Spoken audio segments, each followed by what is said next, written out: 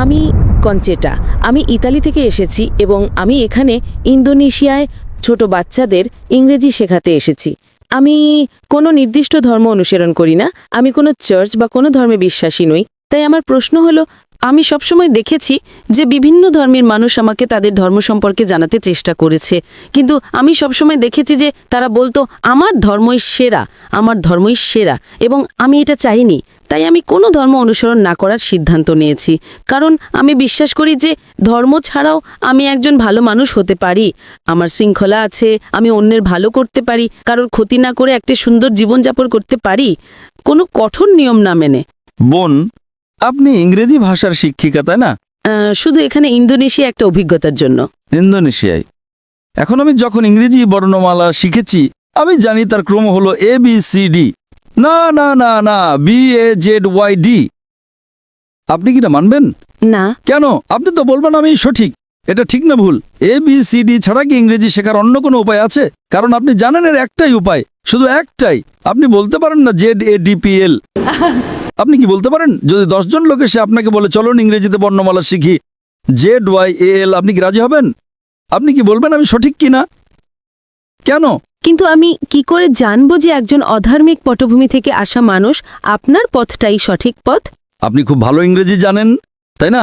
আপনি আপনার ইংরেজি গান নিয়ে আত্মবিশ্বাসী। হ্যাঁ। আপনি কি 100% নিশ্চিত?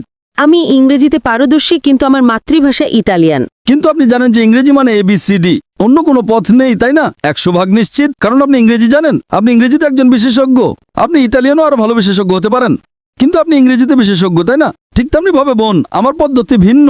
আমি বলি আপনি আমাকে ইসলামের চেয়ে ভালো কোনো ধর্ম দেখান, আমি আজই তা গ্রহণ করব, কারণ আমি তুলনামূলক ধর্মতত্ত্বের একজন বিশেষজ্ঞ। আমি খ্রিস্টান ধর্ম, হিন্দু ধর্ম, বৌদ্ধ ধর্ম, ইসলাম, শিখ ধর্ম, পার্সি ধর্ম এবং আরও অনেক ধর্ম নিয়ে পড়াশোনা করেছি। তাই এখন আমি তুলনামূলক ধর্মতত্ত্বের একজন বিশেষজ্ঞ। আমি বলছি আপনি আমাকে এর চেয়ে ভালো কোনো ধর্ম দেখান, আমি আজই তা গ্রহণ করব। কিন্তু ধর্মহীনতা সম্পর্কে আপনার কি মত? ঠিক আছে, আপনি আমাকে ধর্মহীনতাকে ইসলামের চেয়ে ভালো প্রমাণ করে দেখান, আমি মেনে নেব। যে কোনো কিছু। আপনি নাস্তিকতাকে ইসলামের চেয়ে ভালো দেখান, আমি মেনে নেব। কমিউনিজম, সমাজতন্ত্র, যা খুশি ইসলামের চেয়ে ভালো প্রমাণ করুন, আমি গ্রহণ করব। যে কোনো কিছু, রাজনীতি বা অরাজনীতিক, আমাকে এর চেয়ে ভালো কিছু দেখান। কোরআনের চেয়ে ভালো কোনো নির্দেশনা গ্রন্থ, আমি তা গ্রহণ করব। না, পলিটিক্স নয়। যে কোনো কিছু, রাজনীতি হোক বা না হোক, আমাকে এর চেয়ে ভালো কিছু দেখান। কোরআনের চেয়ে ভালো কোনো পথ প্রদর্শক গ্রন্থ দেখান, আমি তা গ্রহণ করব।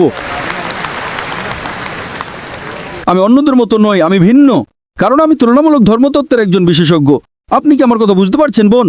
আপনি শুধু ইংরেজি এবং ইটালিয়ান ভাষায় বিশেষজ্ঞ, আর আমি তুলনামূলক ধর্মতত্ত্বে বিশেষজ্ঞ। এটা আমার বিশেষজ্ঞত্ব। তাহলে আমার কি এটা বলার অধিকার আছে কি না? কিন্তু ধর্ম ছাড়া একটা জীবন সম্পর্কে আপনার কি মত? হ্যাঁ, আমি জানি এটা একটা বিতর্কিত প্রশ্ন, কিন্তু আমি জানতে চাই। আমি আমার জীবনকে এইভাবেই দেখি।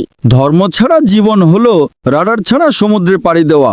আপনি জানেন, আপনি রাডার ছাড়া সমুদ্রে নৌকো চালাচ্ছেন, কোনো জিপিএস নেই, স্যাটেলাইট নেই, আর আপনি নৌকো নিয়ে বসে চলেছেন যে কোনো দিকে। আপনি কি উত্তরটা পেয়েছেন? আমি বুঝতে পারছি।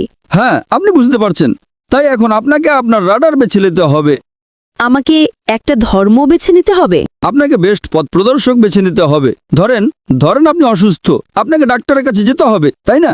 নাকি আপনি বলবেন না না, আমি নিজেই চিকিৎসা শিখে নেব? আপনি কি তা করতে পারবেন? হ্যাঁ, আপনি গুগল করে কিছু উত্তর পেতে পারেন, কিন্তু সব উত্তর কি পাবেন? চ্যাটজিপিটি? চ্যাটজিপিটি কি আপনার অপারেশন করবে? যদি আপনি চ্যাটজিপিটিকে জিজ্ঞেস করেন আপনার হার্টের সমস্যা হয়, না না না না, সে উত্তর দেবে একজন ডক্টর কাছে যান। চ্যাটজিপিটিকে জিজ্ঞেস করেন কোন ধর্ম সবচেয়ে বৈধ, যুক্তিকার, বৈজ্ঞানিক, এখানে উত্তর আছে। আপনি কি চ্যাটজিপিটিতে বিশ্বাস করেন? আপনি আটকে গেছেন বোন। তাই আমি বলছি এটা আমার এক্সপার্টিজ এরিয়া। আপনার মতো মানুষের সাথে কথা বলে আমার বিশেষজ্ঞত্ব। এটা আমার বিশেষজ্ঞত্ব। আপনি অসুস্থ হলে ডক্টরের কাছে যান, তাই তো? আমি তো নিজেকে অসুস্থ মনে করি না। আমি বলছি না যে আপনি অসুস্থ। না, মানে আমি মনে করি না যে আমি রাডার হারিয়ে ফেলেছি।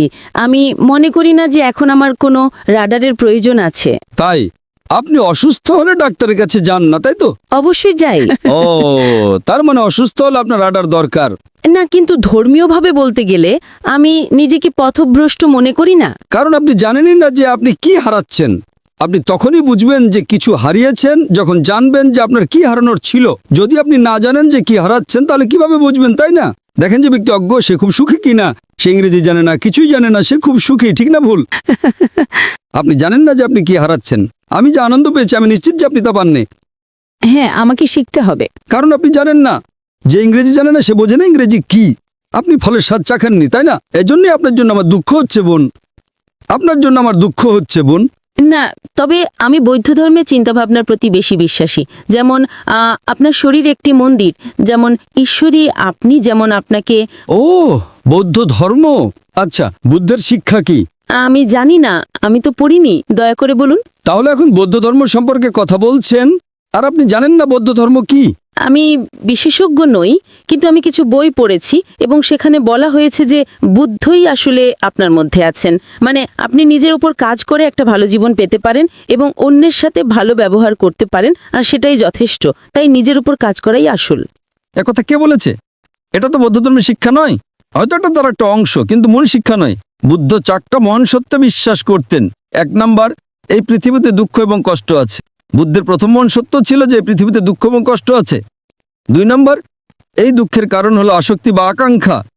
3 নাম্বার, দুঃখ দূর করতে হলে আকাঙ্ক্ষা দূর করতে হবে। এবং 4 নাম্বার, আকাঙ্ক্ষা দূর করার জন্য অষ্টাঙ্গিক মার্গ অনুসরণ করতে হবে। এটাই গৌতম বুদ্ধের শিক্ষা।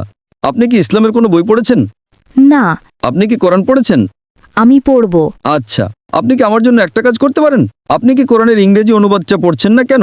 দয়া করে একটা খোলা মন নিয়ে কোরআনের ইংরেজি অনুবাদটা পড়ুন। হ্যাঁ, খোলা মন নিয়েই পড়ব। কোনো রাডার ছাড়াই পড়েন, সমস্যা নেই। একটা খোলা মন নিয়ে পড়েন। পারলে ভুল খোঁজার চেষ্টা করেন, কোনো সমস্যা নেই। আপনি যত বেশি ভুল বের করার চেষ্টা করবেন আমি তত খুশি হব। যখন আপনি কোরআন পড়বেন তখন একটা বিশ্লেষণী মন নিয়ে পড়বেন।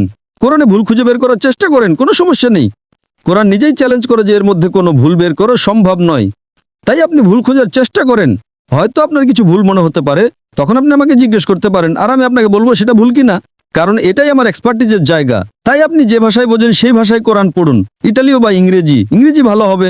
আমি আপনাকে আব্দুল্লাহ ইউসুফ আলীর অনুবাদটা পড়তে অনুরোধ করছি। আমি আয়োজকদের অনুরোধ করব যদি তারা বোনকে একটা কপি ঘম্পি দিতে পারেন। আপনি কি এতে সই করে দেবেন? ইনশাআল্লাহ আমি সাইন করে দেব। ধন্যবাদ। অনুষ্ঠানের শেষে আমি আয়োজকদের অনুরোধ করব যদি আব্দুল্লাহ ইউসুফ আলীর ইংরেজি অনুবাদটা পাওয়া যায়, ইনশাআল্লাহ। যদি না পাওয়া যায় আপনি আপনার ঠিকানা ভলেন্টিয়ারদের কাছে দিয়ে যেতে পারেন, আমরা পাঠিয়ে দেব। যদি এখন পাওয়া যায় আমরা এখনই আপনাকে দেবো, ইনশাআল্লাহ। ঠিক আছে বোন, আপনি এটা পড়ুন এবং আমি আল্লাহর কাছে প্রার্থনা করি যেন তিনি আপনাকে সঠিক পথ দেখান। আপনাকে অনেক ধন্যবাদ। আপনাকেও স্বাগতম বোন।